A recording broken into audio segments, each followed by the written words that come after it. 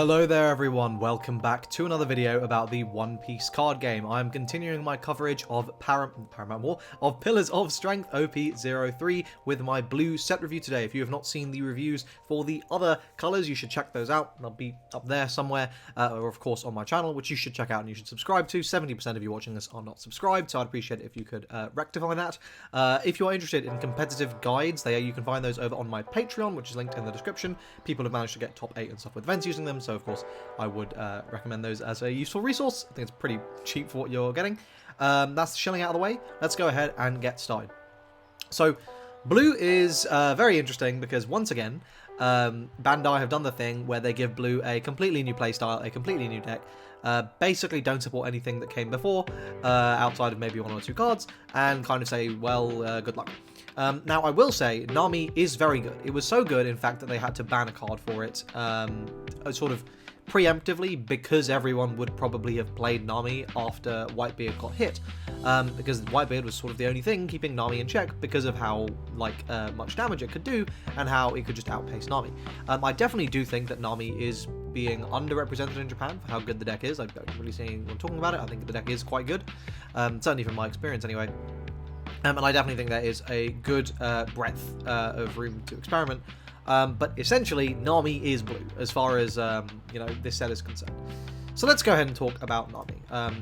If you don't know what Nami does, this is the first alternate win con in the One Piece card game. So this says, as an additional rule, when your deck reaches 0 cards, you win the match instead of losing it, so you are a self-mill deck. Don 1, when your opponent takes damage to their life through the attack of this leader, you may trash 1 card from the top of your deck. So very rarely is this actually going to go off. Most of the time, you're not really going to be attacking your opponent. Most of the time, you're going to be clearing board and just because that's more efficient for stopping damage coming your way. That's generally what you're going to be doing, so this is sort of a tacked on. You're really playing this because it is a self-mill deck, and that's sort of a game plan your opponent can't really interact with, and if they can't kill you fast enough, then they're going to be in a bit of trouble.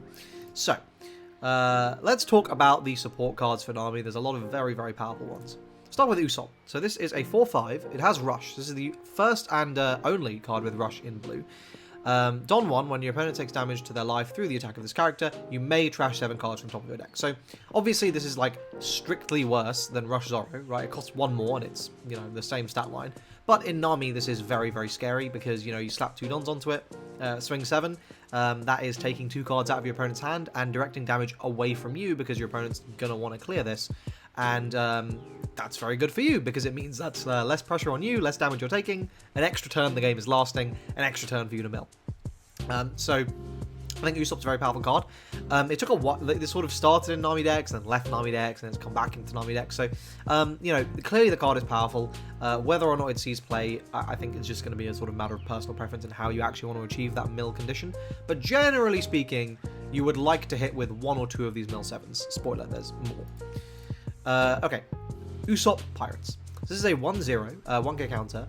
On play, add up to 1 blue Usopp from your trash to your hand. So this is not doing enough, to be honest. It doesn't see play. If this was I don't know, if this is a 2k counter, I think this might see play, but it's just not good enough. Gaimon, this is a 2/0, 1k counter. When you deal damage to your opponent's life, you may trash the top 3 cards of your deck. If you do, place this character into the trash. So this seems like a cool idea. Unfortunately, because 5-cost Marco is running around everywhere, you will never, ever, ever resolve this effect. Unless you literally play it on you play it and then attack that same turn, in which case your opponent's not stupid. They're probably going to put some resources into blocking that attack if they are able to stop the Gaimons. Kaya, this is one of the most generic cards that blue got in this set. It's very, very good. It's a 2k counter, on play, draw 2, trash 2. So you're able to bounce this back with Overheat, which sort of makes it not even an egg, and you are essentially milling 2, but a strictly better mill 2 because you're also filtering your hand. So this is a very, very powerful card. This is a 4 of in every blue deck, pretty much. Kane, sorry. This is a 3/3, 1k counter, has blocker. Opponent's turn, if your deck has 20 or less cards, this character gains 3k power. So, of course, a 3/6 blocker is very efficient. The issue is, this will not be a 3/6 until something like turn 4 to 5 at the earliest. So, you might be waiting around a little while. And, the fact that it's so vulnerable to Marco in those first few turns definitely does suck. But, obviously, having a blocker that can dodge Marco in the later stages of the game is nice. It's okay. I feel like you'd rather play Hancock or something. Then we got Genzo. This is just a vanilla. You don't play this. Zeph. This is, he's cooking. He's absolutely cooking. So this is a 5/6 with a 1k counter. Don 1, when your opponent takes damage to their life through the attack of his character, you may trash 7. On play, bounce a 3-cost or lower character, and you may trash 2. So obviously Zeph is like the best character basically in this deck. You can play a Kaya, play a Zeph, bounce the Kaya, play the Kaya again.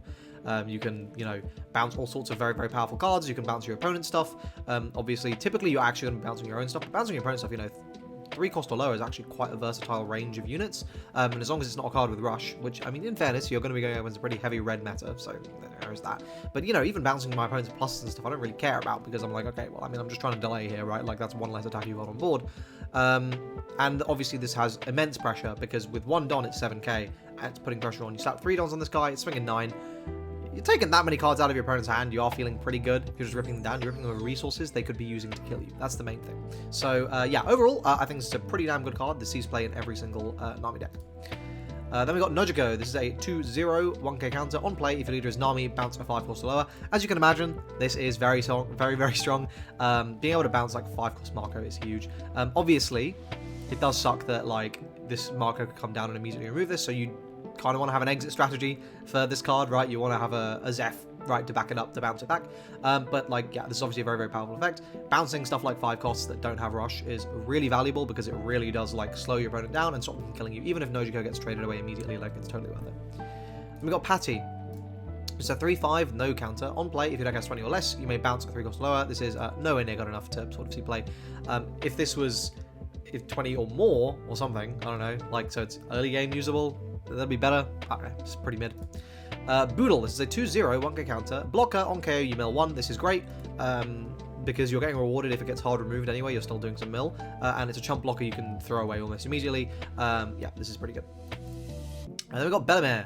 This is a, sorry, Bellemare, I don't know. This is a 4/5, 1k counter. Don 1, when your opponent takes damage, you mill 7, so that's pretty good. On KO, trash 3.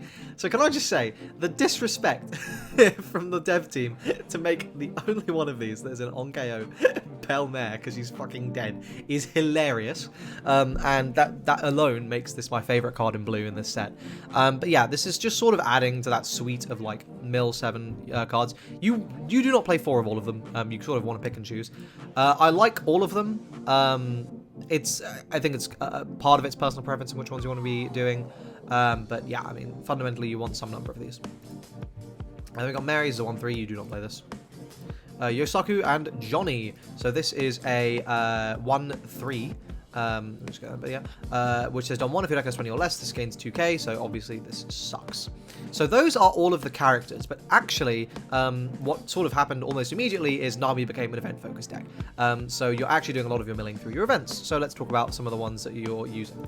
First is Usopp's Rubber Band of Doom. So this is a 1-cost event.